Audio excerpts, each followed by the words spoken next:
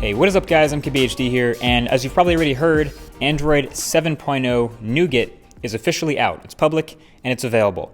And I've been using the public beta on my Nexus 6P for a little while, like the past couple of weeks, and I've liked it a lot. Now, I've already done a video of all of the new features of Android N. So that video is linked here. That's their full rundown.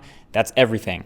This video is more of my thoughts on the final version that will be available when everyone starts to get it. So in using 7.0 for the past couple weeks, the biggest change for daily use for me has been the notifications, for sure. The grouping, the more info, the quick replies, the quick settings, all of that stuff. Particularly the way notifications are organized has had the biggest impact. They're all grouped together now, which means if you get multiple notifications from the same app, they all bundle together, and then you can separate them out when you want to take action on them. So like Gmail uses this really well. It's in messaging apps will all do the same thing. No matter how many emails you get, you can interact with them one by one in your notifications. You can reply to one at a time. You can delete one at a time, read them one by one. It's like a whole new app up there. And then the quick settings up top are easy to get used to also. They're really convenient and quick to get to.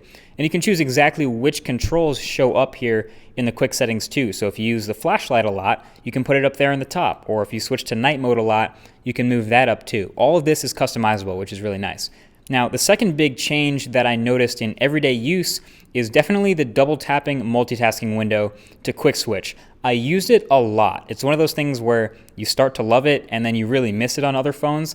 It just saves a lot of time and is convenient, and it just works. So that's good too. Split screen multitasking is another big addition. You hold the multitasking button, pick another app, and you get in.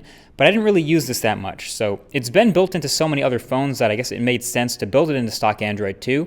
So now bigger phones can feel like mini tablets, and you can have multiple apps open at the same time in portrait or in landscape. But I didn't really use this much in the LG or Samsung phones that did this beforehand, so now I also didn't use it much with the Nexus. But if you are a person that used it a lot in those other phones, then you'll be happy to see it here. And then one of the biggest behind the scenes changes in Android 7.0 is in the battery life department, with those on the go. So you know how tablets have some parts of the day where they're being used a lot heavily for like all types of media, but then other parts of the day when they're really not being used that much and they're just on a shelf somewhere.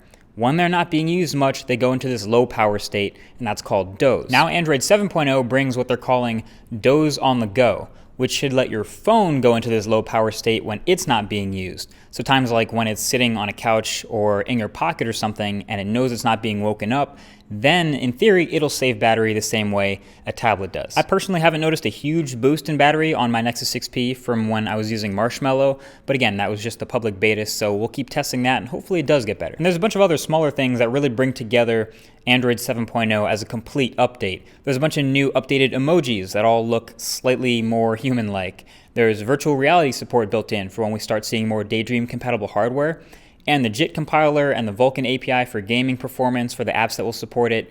The update process is better, boot times are faster. You can now log in with facial recognition by adding a trusted face, which is interesting. And you can also now mess around with the DPI settings with a setting called display size to make this appear larger or appear smaller throughout the whole UI. There's even now keyboard themes where you can use an existing one that's built in with new color schemes from light to dark colors, or you can even make your own out of an image you have in your gallery. And maybe weirdest of all, the Easter egg is a little more weird. It lets you bring a cat bowl to the quick settings and leave out a snack of your choice to catch a little cat. It's kind of weird. Yeah. Oh, and at the end of this site, down at the bottom of the official release, they also mentioned that the first phone that will be shipping with Android 7.0 out the box will be the LG V20, not a Nexus. All right, so I'm looking forward to seeing that phone. Apparently that's coming very soon if they're going to be launching with that fresh OS right out the box. So if you're a Nexus user, you can grab this update right now. You can join the public beta and download Android 7.0 today. I'll have a link below the like button if you want to do that. Otherwise, if you're not, that's probably a low chance of you seeing this software in like the next couple months. But hopefully as many phones as possible get updated to get these new features. Anyway, that's pretty much it. Thanks for watching this quick video, and I'll talk to you guys again very soon in the next one. Peace.